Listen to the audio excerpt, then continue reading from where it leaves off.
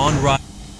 Good evening and welcome to Rise Up. I'm Alia Halal. And I'm Irfan Alamgir. And this is our I Found the Mahdi segment, and we're super excited today because we have a very special guest here with us tonight. We have our beloved sister, Valerie, all the way from the United States of America. How are you doing, Sister Valerie? I'm doing great. How are you guys doing? Amazing. And we're very good. It's so good to have you on the show. We know that you've been watching for a while, and to have you here is a great honor for us.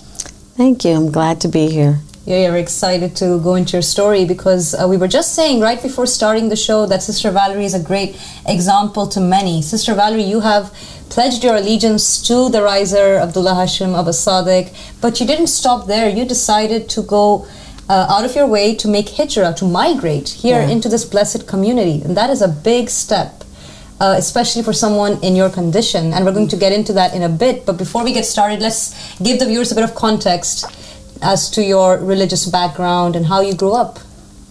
I grew up Baptist. My family, Christian, of course, Baptist church. And then when I was a teenager, I visited a relative and they were Jehovah's Witness. And I said, oh boy, I like the way the Jehovah's Witness do it. You know, they really get into reading the Bible, and you get a chance to participate and you can answer questions. And I told my mom, I said, I think I was about 16. I said, Mom, I think I want to be a Jehovah's Witness when I grow up and when I'm grown. And she said, you're not going to be a Jehovah's Witness. I said, yes, I am. She said, no, you're not. And I said, why not? She said, because you're not going to want to give up your holidays and stuff, you know, because they can't celebrate any holidays. And I said, oh, I'll give it up. I said, because they get a chance to participate and get a chance to answer questions and give lectures, you give talks and, you know, speak out about the Bible. And my mom said, okay, we'll see. And then I forgot about it. You know, I didn't think that. How old were you when you had this discussion with your mom? I think it was about between 15 and 16. Very young then. Young. Yeah, I was always like praying to God. When I was a kid, my mom always taught us, you know, when we were kids, you know, pray over your food, pray before you go to bed. You know, we always, you know, were taught to pray to God. We had to go to church and Sunday school, which was like before church. So if you didn't go to Sunday school, then you had to go back and go to church. And church was like 3 hours. So we would usually try to do Sunday school, which is only an hour. And so you don't have to go back for church, which was just so long, maybe 3.5 hours. So we went to Bible camp in the summers. We like really active, you know, in the church. I think I got baptized as a kid. Then when I became a Jehovah's Witness, okay, so I did become a Jehovah's Witness eventually. Okay, you proved your mom wrong there. Yeah. I went away to college, and the Jehovah's Witness would come to my college dorm to try to do the Bible studies. I think actually they started before I went away to college. They would come to my house, my parents' house, and do the Bible study. And then I went away to college, and the Bible, they sent me another person in my area that would come to the college to try to get me the Bible study. And by that time I was like, I don't think I want to do it anymore. It was just like not kind of feeling it. The college life, I wanted to, you know, just have the freedom. So I canceled, and I told them I didn't want to do it anymore. And so I would postpone them for a while. So then I moved, after I left college, I moved away to Houston, Texas. And I think it was when I moved to California. I moved a lot, traveled. And when I moved to California is when I started back studying with the witnesses. And I think I was about 24. And so that's when I really wanted to do it and really study and everything. So I took it seriously. And that's where it was. Okay, interesting. So you always had that divine connection sort of with God, and you were always kind of interested in having this spiritual journey with Him. Yeah, well, what really interested me is that you were attracted by the fact that the Jehovah's Witnesses were even more dedicated than the very traditional Baptist upbringing that you'd had. And you obviously had these Christian values installed in by your mum, but yet you thought these Jehovah's Witnesses, they're actually even more dedicated. They don't have holidays. They study scripture in more greater detail. And you had that thirst for spiritual knowledge, and you were quite dedicated person in terms of religious belief. Yeah, I guess so. Back then I didn't think about it that way, but you're right. So were you ever exposed to any other faiths, any other schools of thought besides anything Christian? Islam. Tell us about that. How did that journey happen? I met my husband. Oh, okay. So actually, before I met my husband, I met someone at a store, and it was a man, an older man, and he was standing at the counter, and when he handed over his credit card, I think he said his name, and she asked him, "What was your name?" And he said his name was Latif. And I thought, oh, okay, that's a different name. So that was the first time I heard Latif. Okay, so that's where it started. That was just a random stranger? Stranger in Ohio. Okay. I'm from Ohio, Cleveland, Ohio. But we lived in the suburbs, like University Heights, Ohio. So if anybody knows that. And so that was in Ohio. So I moved, after college, I moved to Houston, Texas, then California. So I met Latif in Houston, my husband.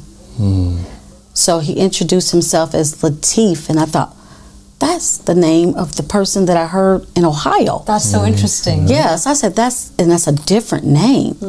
So that struck me because second time. It's not like a common name. So I said, okay. Wasn't like Muhammad or something like or even David or a name like that. It was like a different name to me. And so where were we at? I said, you were going to tell us how you got introduced to Islam, and it was through your husband. Yeah, but I think even before that, I remember, another story. I remember my dad, I would say I was about 12. This is before the Jehovah's Witness. My dad came home one day and he said, we're going to become Muslim. Really? And I just said, okay. And he said, and you're going to have to cover your hair. I said, no, I'm not. I was like 12. And he said, yes, you are. You're so young. Yeah, I said, no, I'm not. Because I thought when he said it, I was like, okay, cool, we're Muslim. But then when he said to cover my hair, I said, oh, no, I'm not. And he said, yes, you are. I said, no, I'm not. And so it just kind of ended there. He didn't do anything about it. He just changed everything. We had to change our diet. We had to change a lot of things, but he didn't make me cover my hair. So he didn't follow through with it. So it kind of went away. So but he himself became Muslim? No, he didn't. He didn't in the end? No, but he was talking to Muslims, so he said we were. One day he was just like, we're going to be Muslim. And so he wasn't like praying 5 times a day, none of that? Going to think masjid. I think he didn't really, I didn't ask a lot of questions because he scared me with the hair cover. So I didn't try to question more about it. Right. I just wanted it to go away. Like let this go away. It's a big change. It's a big change, right? So, but I think my mom said that he was talking to the Nation of Islam people. And that's a whole different thing. Yeah, it's a whole different thing. Yeah. So he, all I could hear was, you're going to have to cover your hair. And then he just kind of let it die out. Okay, good. So, but that was your first exposure to Islam, the word Islam. The Islam. That we're going to become Muslim. Yeah. Did you know much about Islam at the age of 12? Not really. It wasn't something that it was not popular. The normal, like, just only thing I had heard about is the Nation of Islam. Right. At that age. And I don't think I started to hear about mainstream Islam until I met Latif. So he was like that doorway into that world for you. So you met your husband and in Houston, Texas. Houston, Texas. Yes. And then what happens? I was still a Christian because when my husband tried to introduce me to Islam his way, he said that he was Shia, and he said, he actually didn't say Shia. I think he said Ahl Bayt, and I said, what is that? And then that's when he explained everything to me, and then he said, the Prophet and his family, the Ahl Bayt. He just explained that to me. And then I think he said he was Sunni for like maybe a year or 2 years. And then he told me the difference. And I said, oh, how could you have been Sunni? And, you know, because to me, it was like just to make sense to me. Ahl Bayt, the Prophet's family, the Prophet, why would you go any other way? That's what I thought, right? I mean, Dr. Irfan used to be Sunni, right? Yeah, I did. Oh, he did. Yeah, I just thought, how did you do that? I feel the same way now. Yeah, how? I ask myself that question. It's a very strange history, right? When you get into it, when you know, it is very baffling that people could oppress the Ahl Bayt the way that they did. But I think that's the wake-up moment for a lot of Sunni Muslims when they go into the Shia world, right? Yeah. And that's what he said to me. My husband said that to me. And so then I still remained Christian.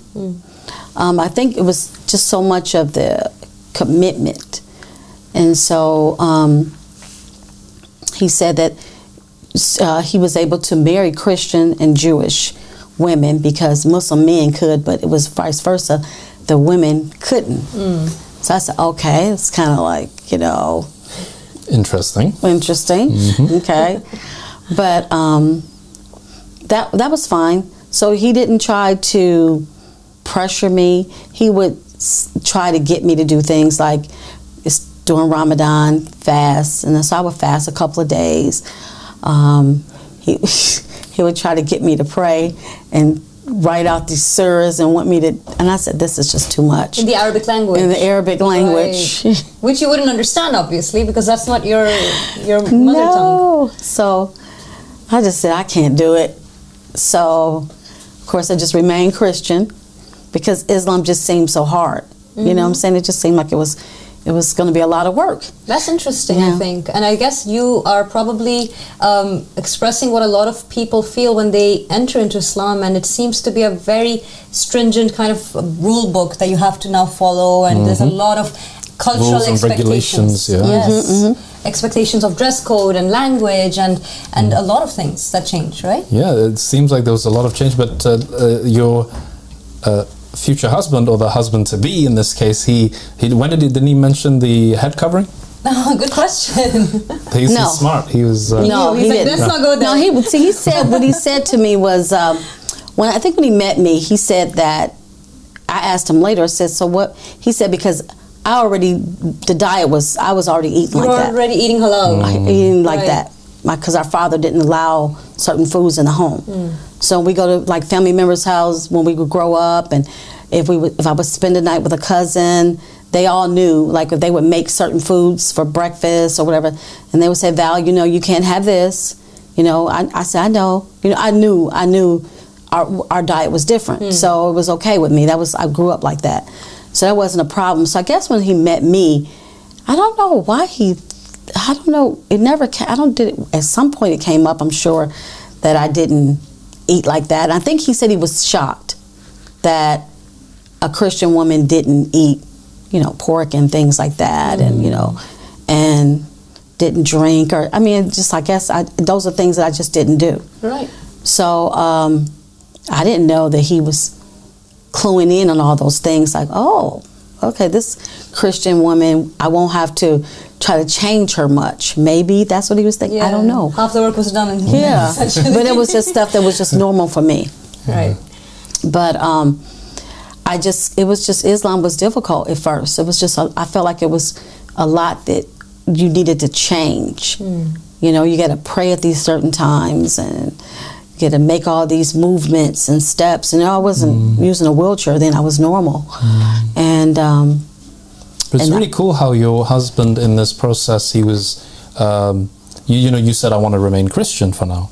And was he cool with it? He just said, okay, I'll give you your space and time to do your thing. How did that go? Or was he like, okay, you have to follow these rules and regulations? No, we would have never gotten together. Yeah, you have to have that. Do you know, Latif is a very interesting, it's one of the names of Allah subhanahu wa ta'ala. Yeah, I know. And it has a very beautiful meaning, you know? It means working with subtlety. Yeah, that's subtle. Beautiful. You know? What a nice name. Gently. So he was like gentle Patiently. and subtle. Yeah. Yeah, so I see that. I saw that. But no, he never, because I wouldn't have talked to him if he had been like that. Very open-minded, gentle soul. Yeah, so he just was and plus his mother was a Jehovah's Witness. Yeah.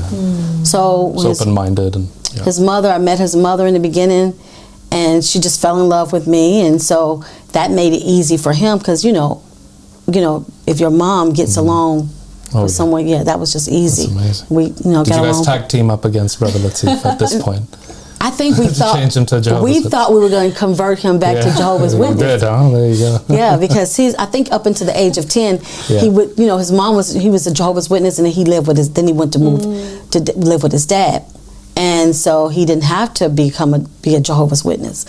So I think that she thought that I was going to be the one to convert her son back to a Jehovah's Witness. Yep. Yeah, she had hoped that. Yeah.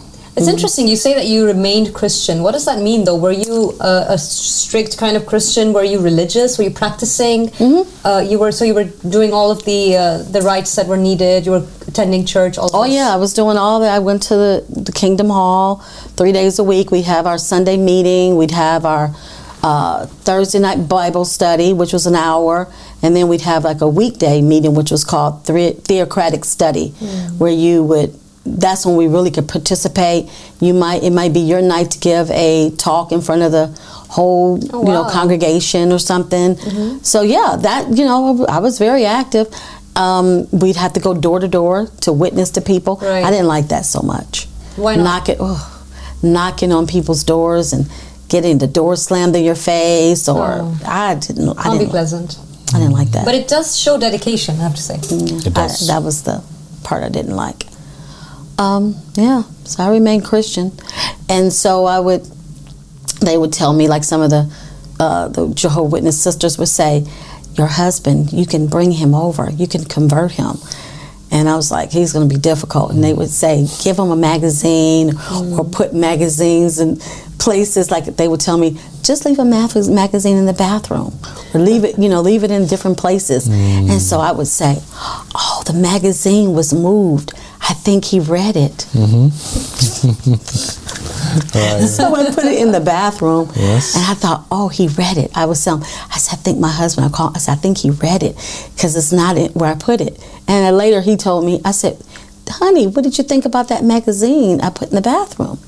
He said, I took it out because you don't leave religious things in the bathroom. Right? There you go. I thought he was reading it. He was actually moving it out of there.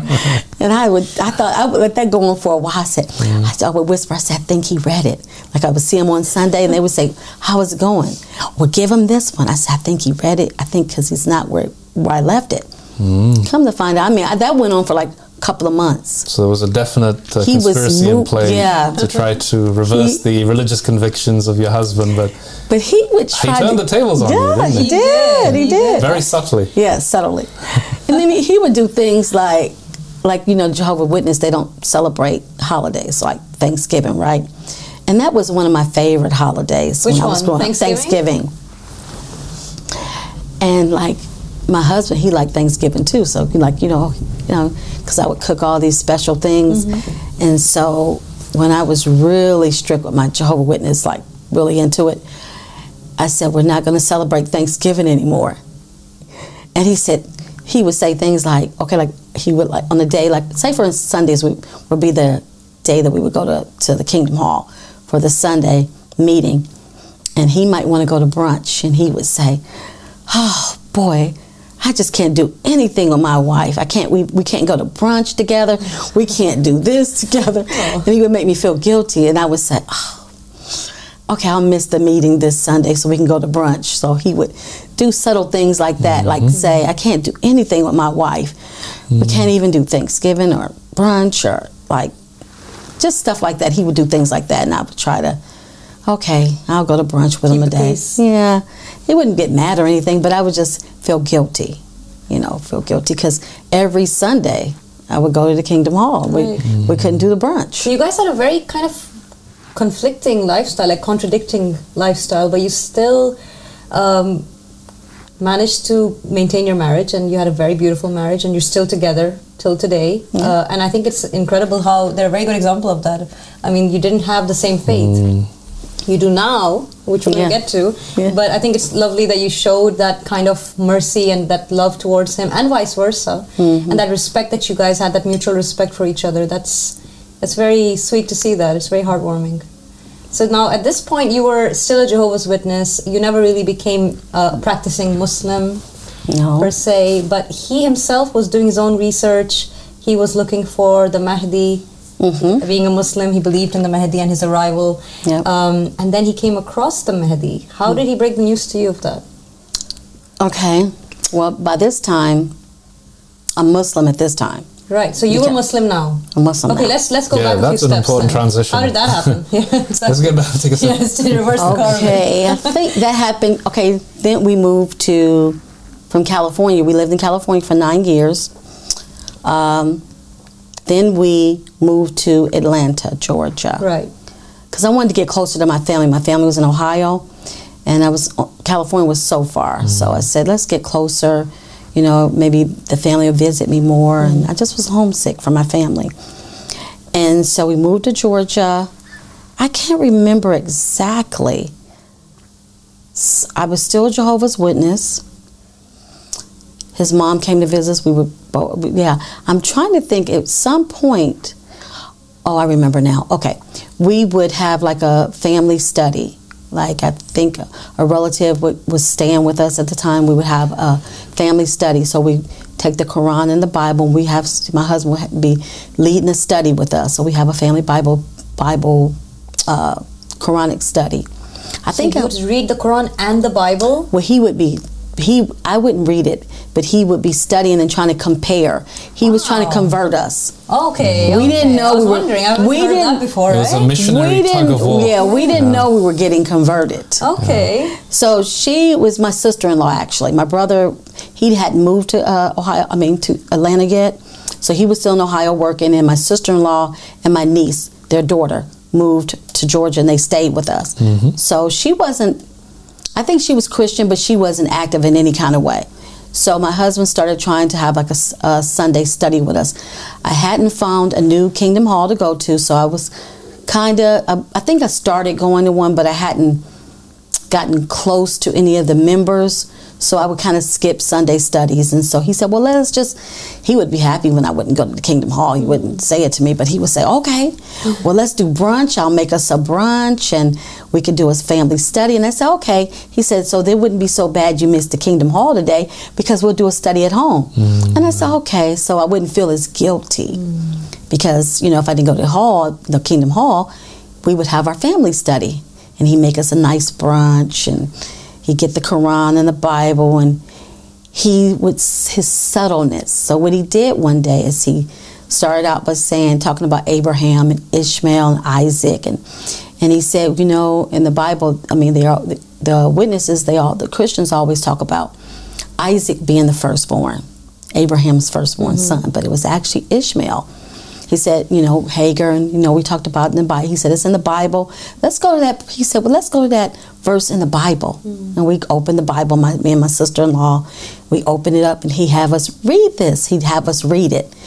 And I read out loud.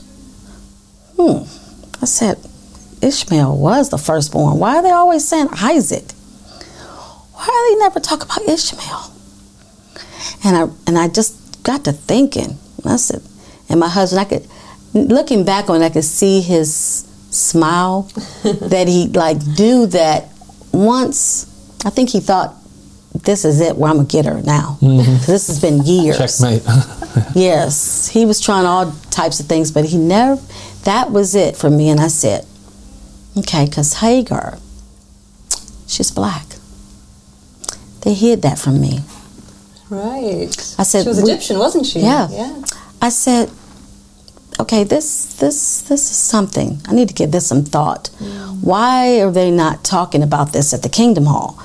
We get these magazines. I've been going here years. We're always talking about Isaac and Abraham. And okay, this has not been brought out.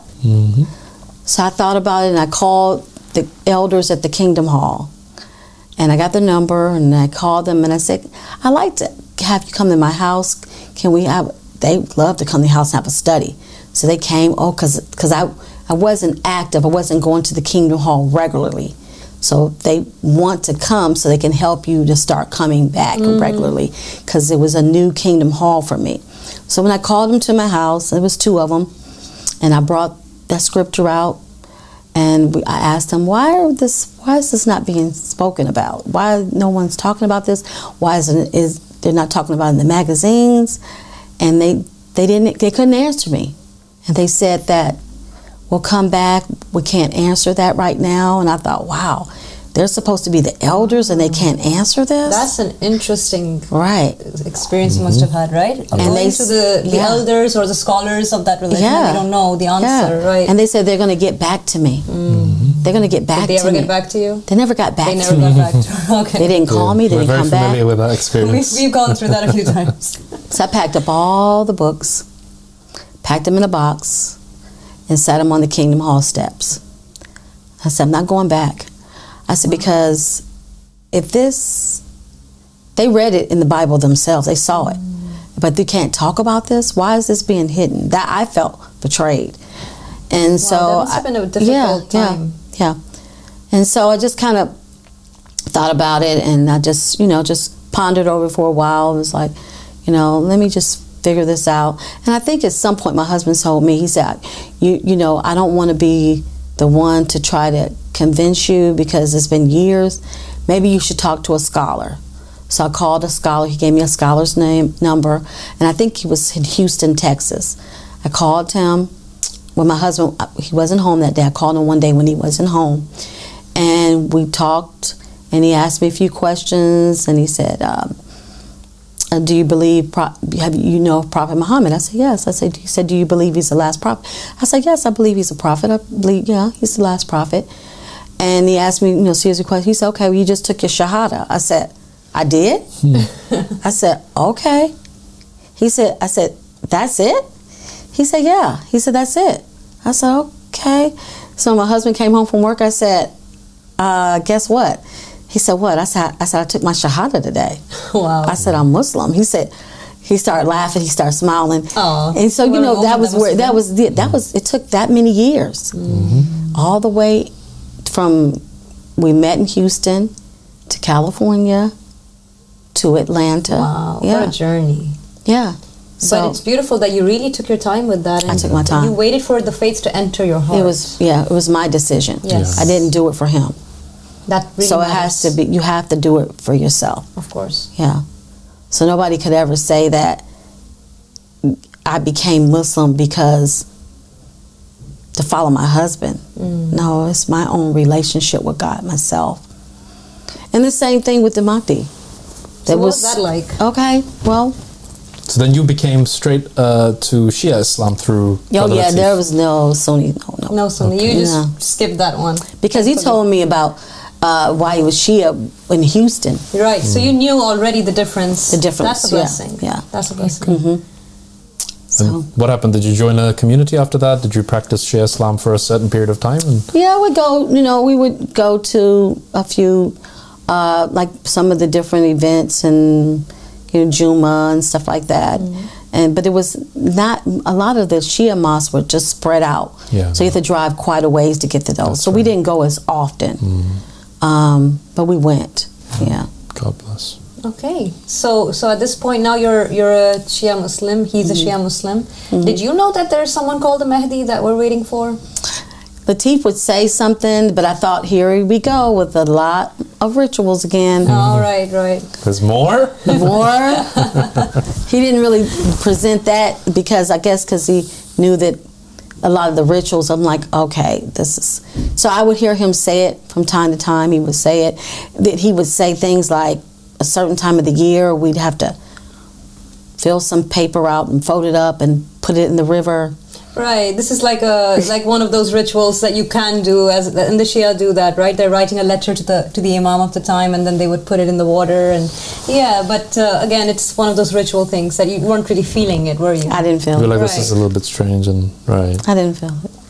Then so I just said, he said, do you want to write something? You need to fill it out. It's time for you. I was like, I'll do it next year. I'm all right. Because you were talking to God in your heart. Yeah. So like when we would make Jamaat prayer, sometimes I would tell myself, I don't want to make Jamaat prayer because I want to pray. I want to be able to make my own special prayer. Because when we would pray together, my husband would always do these really long surahs.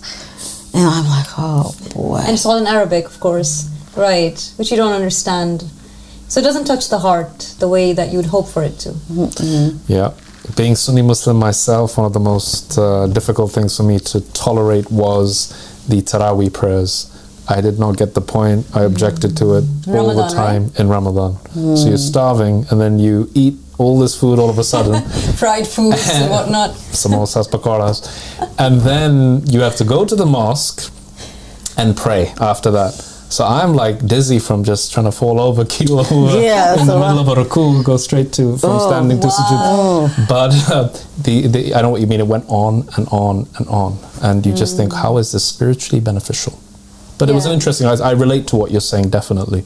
And then we find out that Taraweeh is a innovation that was brought in by somebody who wasn't an appointed Khalifa or Caliph. Exactly. It was never from the Prophet Muhammad sallallahu alaihi wasallam. It was from someone that God never appointed. So why would we do that, right? It doesn't make any sense. So yeah, there are a lot of things obviously in mainstream Islam, but it's so fascinating that your journey was leading you closer to knowing the Imam of the time, because you were jumping from different schools of thought. Now you were kind of very close. Shia Islam is very close to the school of thought that we have right now, which is the Ahmadi religion of peace and light. And you and your husband, your journeys connected. And it led you into this path, which is a beautiful story. And I can't actually wait to have Brother Latif himself here on I Found the Mahdi. We're going to have him another day as well and go through his story. That's going to be interesting exciting, to compare the different versions. To put together the stories. It's so beautiful. But so now at this point, you were Shia Muslim. He was talking about the Mahdi, and he comes across this man who's called the Mahdi on YouTube, on the Mahdi Has Appeared YouTube channel. How did he break the news to you? What was that like? Okay, so I had been praying when I would say, okay, I don't want to do Jamaat prayer, I would do my own prayers, and I would ask Allah. So I started feeling like I wasn't connecting with Shia Islam, and I started to feel really confused, because I'm like, I know I'm being Christian is just, I'm not connecting, but I said Shia Islam is the closest because of the Ahl Bayt. I believe in this, but why I'm still not connecting? So I just started praying to Allah, saying, oh Allah, if this is the true religion, please send me a sign. Please send me a sign. But if it's not, speak to me in ways that I may understand. Where you lead me, I will follow. And I just would say that in my prayers and just keep asking him. Because we would pray together, and sometimes I would start wandering off in my mind. I'm like in Jamaat prayer, and I'm just thinking about, what am I going to cook for dinner? Right. My mind would just wander off. I'm like, oh, because he's doing a long prayer. So it's like, this is not. I don't think you're alone in that. So. Oh, I said, and I just started saying, oh, this is not right. I'm not supposed to be doing this. I don't know. I'm not connected. What's happening? So you reached out to God in your heart and you said, save me and help me get to you, because I don't know what to do next. Because when I was younger as a kid, even when I was a kid, when I would pray, my prayers were always answered. So I would just pray normal. When I remember getting on my hands and knees and praying to God when I was like a kid, like 9, 10, and praying for whatever was going on in school that day, and I'd ask God, help me, for my tests at school, or this or that, just different things, just praying normal prayer. This is exactly what Imam Ahmad al-Hassan said. Exactly. Just my normal prayers, and praying for it in your own language. My own language. God help me. Just always going to God. And then I find what I think is the right religion, which is Shia Islam. But then I'm not connecting with the prayer. And that was like, that's been taken away from me, my own personal prayer. So that's why I started asking God. And I would tell my husband, I said, well, I don't want to do Jamaat prayer this morning for, Fajr prayer. Let's pray separately. And so he go into a different room, and I'd be in my room. And I pray, because that's when I really wanted to focus on asking God to help guide me if this is the right religion. I love that you didn't give up on God. No. You weren't feeling the rituals, something felt wrong about what was happening, but God was never someone absent in your experience. I think that's really beautiful. So I just kept doing that, and then I didn't know he was really searching for the Mahdi. I didn't know, because he didn't tell me. So I know that he went to, we were going to Juma. I would like to go to Juma just so I could get out of the house and come, we would go to the Sunni mosque. And I just went, because it was near the house, and I was like, I want to get out, let's just go. And this particular day, we weren't going to go because we were late. And I was like, oh, Latif, I don't want to go late because they're going to start praying and we're going to walk in the middle of prayer. Let's just forget it. Let's not go today. He said, no, I'm going today. And I said, okay. So I went. So I go on the women's side, he go on the men's side. And then when he came out that day is when he said, I met this brother that I've been talking to, a young brother, that I've been talking to him about the Mahdi. And he came up to me today. He said, I've been talking to him for months about the Mahdi. And then he came to me this day that we almost didn't go to the mosque that day. Wow. And he said, the young brother came up to him and said, brother, you know, you've been talking about the Mahdi. This is weird guy on the internet. He said he's the Mahdi, or he's talking about the Mahdi. And my husband said, what weird guy? He said, some weird guy on YouTube. He said, well, give me the information. And I don't know if he gave him the information that day, but he said, he insisted, give me the information. I want to know about this weird guy you're talking about. So I didn't know any of this was going on. None of it. Latif hadn't said anything to me. So when I guess he started to listen to the videos, watch the videos. And so one day he came to me and he said, well, later found out it was he'd been listening to the videos for a couple of months. And so when he showed me the first video, he said, I want you to see this. And he showed me the video and I looked at it and I said, who is this? He said, just watch it. He said, you got to watch past it. He's going to say something in the beginning that will make you think, oh no, this is not for real. Like he'll throw something in the beginning, the introduction. The hook, you're right. Like right before the intro music plays. And you're like, what? He said, but just watch it. So that's okay. And I think he sent the video to me or he gave it to my phone, or I was watching on his phone or something. And I watched the whole thing and I said, oh. And I said, I want to watch another one. So I watched another one. And I said, And I said to Latif, how many of these when did you find out about this? He said, a couple months ago. I said, a couple of months? And you haven't told me? He said, I didn't know how you would handle it. I said, I've been praying about this. Wow. And I said, I want more. And I said, tell me more about this. And so that's where it started. And so we just watched them every day, throughout the day, all day. Like, it'd be on the TV in the living room. You walk past, you come to our house, you hear them in the back, just on all the time. Go to sleep, listen to them. In the car, we get in the car, we turn on the Bluetooth, we're listening to them, we're discussing them. And then we come across one that was like if he says something about alcohol or something you're not used to as being a Muslim, you're like, well, I said, we better do a staccato about this. So we do a staccato and it come back. It's accurate. It's real. Ramadan. No, Ramadan is in a different month, but it made sense. Yeah. So everything would just click. If we weren't unsure, we do Istacada. Istacada would confirm it because we trust Istacada. And it just was like more. We wanted more. Every day, we go to bed at night. We still go to bed listening to it at night. That's true. But we were just like, at night, what are we going to listen to? Which lecture are we going to listen to tonight? We go to sleep to it. Wake up to it. Listen to it if we're going running errands in the car. Listen. I mean, it was just feeding us.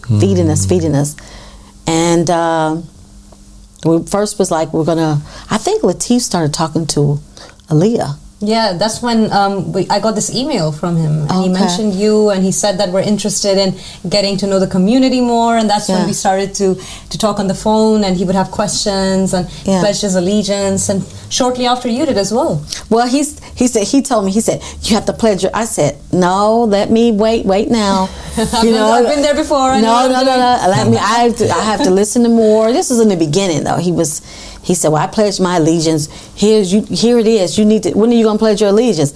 I said, I need to listen more. I'm not saying I'm going to do it yet. And then, again, I did it when I was ready to do it. Not because the TV. Right. So when I did it, I felt it. I wanted to do it. And And then we said we were going to come and visit. And the visit turned into Hijra. So it's like, we're not going to visit anymore. We're just going to do it. Yeah. So at some point, well, you know the story. That's your story. I think it is so incredible. I have so many questions actually about the whole process for you coming across those lectures. I want to know, what was it that got you so hooked to those lectures? Because you said that they were surrounding you everywhere you went. You were making sure that you could hear him everywhere. Why was that so important to you? What was it about Abu Sadiq that you just couldn't get enough of those lectures? Because he would explain things in the Bible too. Yeah. He wasn't just the Quran, the Bible, the Torah. He's connecting the religions, and then you hear all these things about different religions, you know, Buddhism and Hinduism, and you think you've always been told as a Christian, even as a Muslim, they're wrong. The pagan. Pagan. And then he tied in they had prophets. It made sense. Why would they not have prophets? It made sense. Yeah. No, it is incredible. So if you want to understand and it makes sense, you just don't fight it. He makes sense. I don't know how to explain it. But I mean, I've never had anyone explain so clear about things that I thought I knew, the Bible, then started reading the Quran, and the Quran was difficult to, you know, because it goes all around, it's just different. But it's just, he tied it together and explained where you may have, people would just say, accept it. Oh, like, in Christianity, they would say, well, you don't have to understand it. You just accept it. And I wasn't a person that just accept, but I had to understand, because my father always taught us as growing up, you be a leader, not a follower. So my dad would always tell me that. Even I've thought about it in school. You can't come home and say you followed somebody. You have to be a leader, not a follower. So maybe that's why I didn't follow Latif into Islam, because I had to know it for myself. It had to be for me. So nobody can ever say that I followed my husband. Like, oh, I accepted Islam because my husband made me do it, or... Yeah, you had to know it for yourself. Otherwise, how can you have faith in something when you're not receptive to it and you're not understanding it? And I think it's so true what you're saying, that Abu Sadiq is someone who ensures that there's complete understanding of every subject. He doesn't just expect people to take it for what it is, right? Even though he is appointed by God and he's proven that, but regardless of that, he still ensures that he's providing evidence, he's providing resources, and I think that is a very important point that you picked up there. Yeah, it reassures the heart, doesn't it? Yeah, because we before Abu Sadiq, we used to listen to other scholars. We had a few scholars we used to like to listen to, and they were boring. After Abu Sadiq, they're just never the same. There's no one who matches up to him, right? No one. Yeah. Absolutely no one at all. I mean, because I've tried, I said, wow, and I'm not going to say any names, but I thought, this scholar was good. I remember, I really liked him. And now I've tried to listen, I said, oh, it's like elementary in comparison. And we would say, it's boring. Abu Sadiq is interesting. It's like you're just glued. You want more and more and more. Absolutely. No, I think that's so true. And I think there was something else you also mentioned once, and I wanted your comment on that, which is there's this fascinating quality that Abu Sadiq has where he calls out the falsehood wherever it might be. Oh, yeah. And he is not afraid to do that. No. Right? I remember, the first time I think he said something, it was one of those lectures when he called out the scholars. And I said, no other person or somebody that's not from God would do that. He's not afraid. I said, that is somebody is definitely sent by God. This is I mean, that's just the proof to me. Yeah. That's the proof. With the Pope thing. Well, how did you experience that? What was that like for you? I mean, but I already had seen him do it before, so that one was not a surprise. Like when he did that one, because I've seen him say things to the scholars, like, "Wow." Yeah. I said, I mean, it's just so much. It was just, to me, I don't know. I don't know. It's just, I feel blessed. I really do. Sometimes I say to Latif, and I'll say, can you believe we're here? I mean, I don't know. It's just unbelievable. It's a blessing. When you think about it, it's a blessing. Well, it's a blessing to have you here. It's a blessing to have Brother Latif here. Yeah, but we feel really, really blessed. We really do. I think it's incredible that someone like Sister Valerie would make this big step to be a part of this community as well, because we were saying before about you, Sister Valerie, a lot of people would have pledged their allegiance, but perhaps said we're going to stay in the comfort of our own home and just stay put. And they might give themselves that excuse that, look, I've reached this part of my life now, I have this condition, I'm just going to stay put where I am and I'm going to support from a distance, you know. But you and Brother Latif, that wasn't good enough for you guys. We didn't want that anymore. No. We started when we were getting closer to our time to, the flights and doing all that. We would go out to run our errands, go grocery shopping, and we were like, okay, do we have anywhere else to go? And we were like, no, we just get a few groceries because we're gonna be leaving soon. This place is just, can't wait to get out of here. It's like. What would you say to someone who would say, hey, why should I? Why should I go to the community and live there? What would you say to someone who would say that? What if somebody say, why should they? Yeah, as a believer. Because a lot of believers might say to themselves, well, I can support from a distance.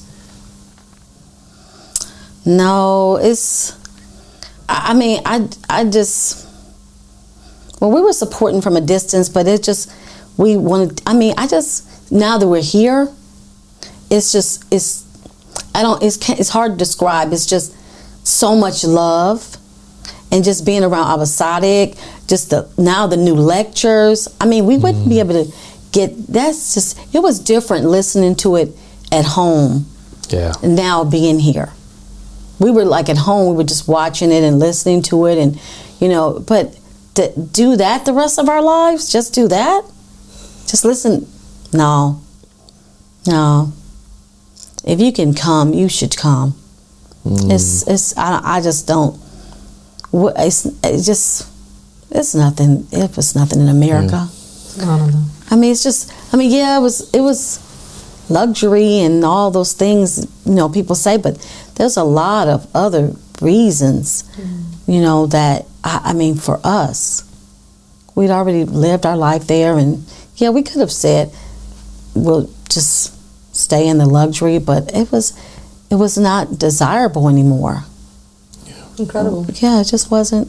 Incredible. What I love about you and your husband's story is that you are listening almost constantly to Abba Sadiq's lectures and his speeches, and slowly filling in that gas tank of knowledge. And then your husband, he's like, ding, I'm full. All right, let's make allegiance. You're like, wait a second, let my gas tank fill up as well here. And then you wait until you reach that level, and then for both of you, the next logical step is that you are now believers, and you have to support the Jesus, the Prophet Muhammad, peace be upon them both, of your time. And you decide, despite all of the comforts and being settled at home in the United States, and it's very famous, by the way, about Americans here in Europe, the belief that once you're in America, you just don't leave America, because life doesn't get any better, right?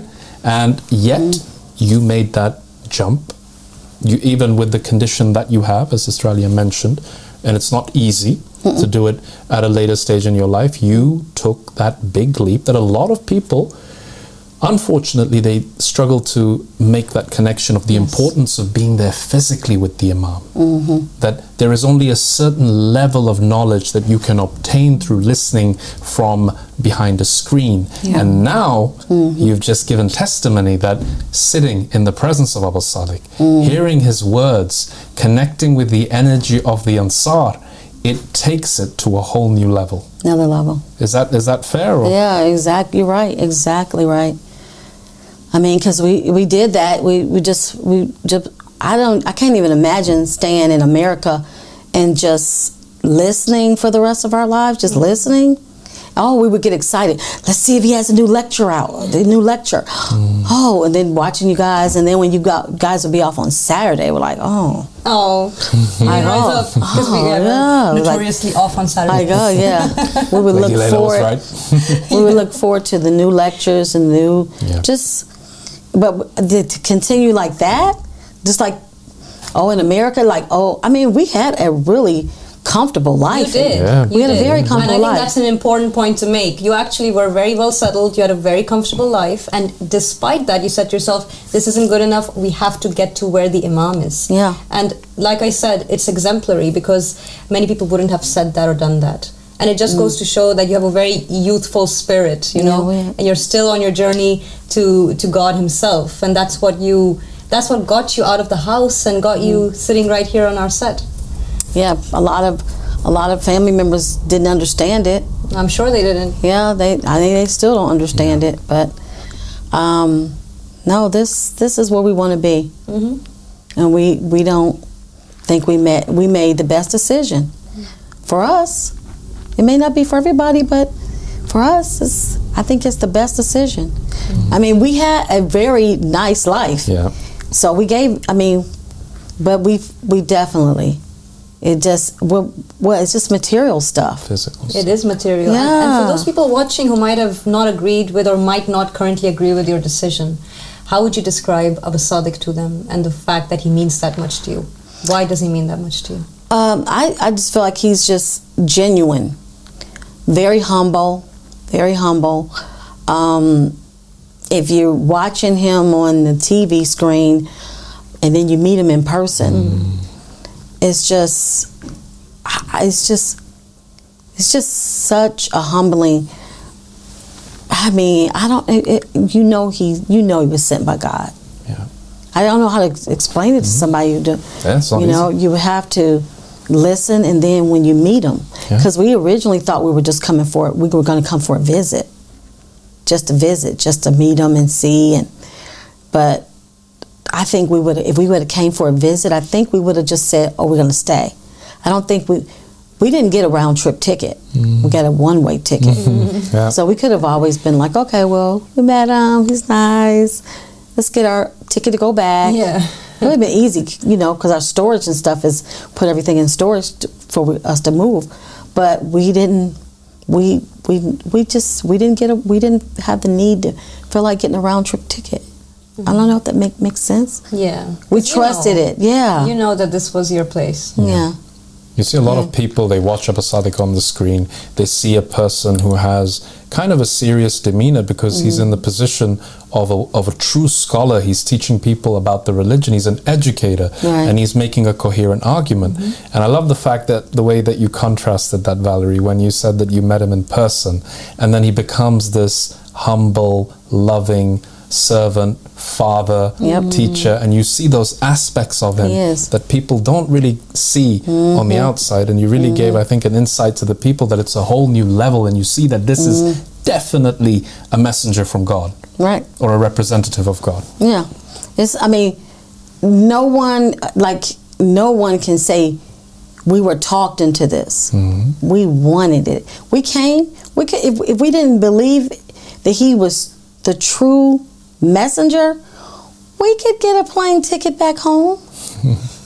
You're free to come. Yeah, we can free and go, and we could get a plane, go back, but we don't want to. So if anybody's thinking that, no, I'm here to say we can do it if we wanted to. We don't want to. God bless you, Valerie. I think that's quite a testimony. It really is. Yeah. Nobody's making us do anything.